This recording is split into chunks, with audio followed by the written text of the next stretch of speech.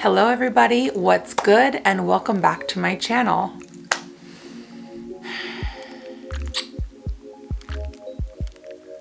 You guys read that title, right?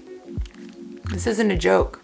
It's so hard to just admit out loud when you know you have a problem. Since the beginning of May, I have spent $194 on yarn.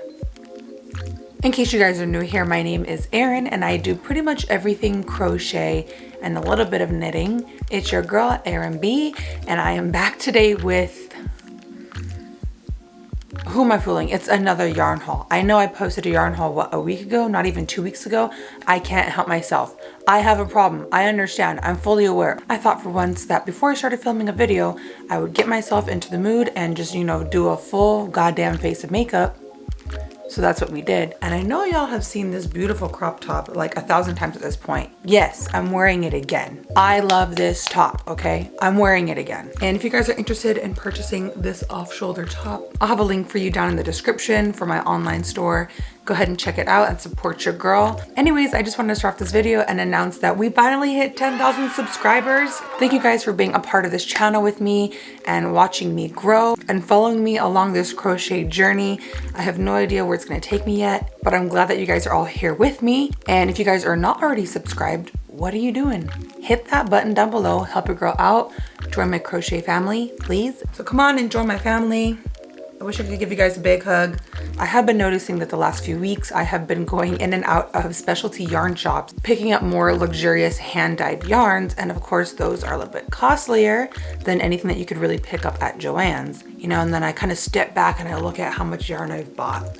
And it's like a deep abyss, and I just have like a pile of yarn that just keeps growing, and I keep trying to put dents into it, and it's just not happening. I have no shame though. Yeah, I'll fully admit it. I spent $194 on yarn this month. But you know what? When it's your job, you gotta invest in your business and you gotta do it. Guys, and it's not even the end of May yet. So God help me. By the way, if there's a specific type of yarn that you guys would like to see me use, let me know in the comments what yarn you guys are looking at. I will try to make this my last yarn haul for the month of May, but there are no guarantees. So now let's just show you guys what I spent all my money on.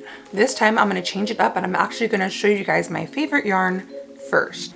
And these yarns were more of the costly yarns. So I'll actually just show you guys them first.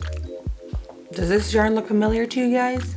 It should, because it's actually the yarn that I used to make this top. As you guys can see here, I picked up 2 different colorways this time. Like I've been telling you guys, I want to start straying away from the more plain subdued colors and start going for things that are a little bit more bright and vibrant. It's spring, summertime, but I picked out this really pretty skein. It's got this very like light aqua teal green, some pink magenta colors, a little bit of lime green, and a little bit of blue. It's just kind of all over the place, and then the other 2 skeins that I picked up are also in these blue and silver hues, but of course they are lighter in color than my previous top. So I feel like I'm starting to get brighter with my choices, but I'll give you guys the details. All 3 of these skeins are by Universal Yarn, and it is their Bamboo Bloom Hand Paints line. And I know I've shown you guys 100 times and you're probably sick of it by this point, but this is that type of yarn that alternates between this very thick, chunky piece of wool, and then it switches up and goes to this very lightweight knitting type of yarn. So then when you start to work up the project, you've got these very thin knitting type of yarn pieces here, and then a few stitches later, it'll switch up to this very fat, chunky wool yarn, and you get a very textured type of top. And I picked up all 3 of these skeins from a yarn store in Redlands called Hands On Knitting Center. I've never really been inside of a yarn store that had such a huge collection like they do. So if you guys are in the San Bernardino, Riverside area, I would highly recommend that you guys stop by and check them out. Luckily, they had 2 skeins left in the same exact colorway. And with these skeins, I plan on replicating the same exact top I have on now. I just want to have it in a different colorway. So this is a project that I will probably start in a week or 2. I just have so many other tutorials and video ideas lined up, and I'm trying to knock them all out for you guys. So please bear with me. And as for this colorway, they only had 1 skein left in stock.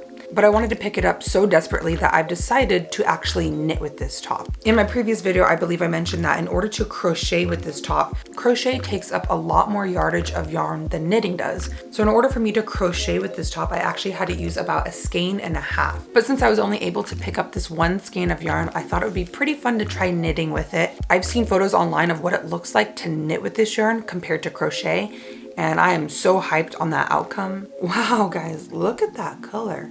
This was the 4th skein that I picked up at the Hands-On Knitting Center. I actually did not intend on buying this yarn, but shocker, I did it anyway. This yarn is very squishy and soft to the touch, perfect for clothing or accessories, but it's just this shade is what caught me. Like, this is gorgeous. But the main reason why I picked up this yarn is because it's labeled as a machine washable yarn. A lot of the yarns that I've used in the past are not washer or dryer friendly. They need to be hand washed and you have to lay them out in order for them to dry. I have never felt confident in throwing one of my creations in the dryer. Like, that gives me anxiety because you have absolutely no idea how it's gonna look when it comes out. So I have really good faith in this yarn that it will turn out okay. The owners of the store were actually talking to me specifically about this yarn, and they were telling me how they've used it a ton of times before and that they even threw their creations in the washer and the dryer and their garment came out unscathed. So to give you guys a little bit of info on this yarn is by Barocco. It is a machine washable blend and it is also listed as a medium 4 yarn.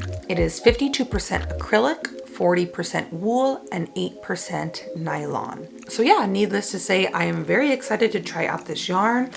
All right, and here we go.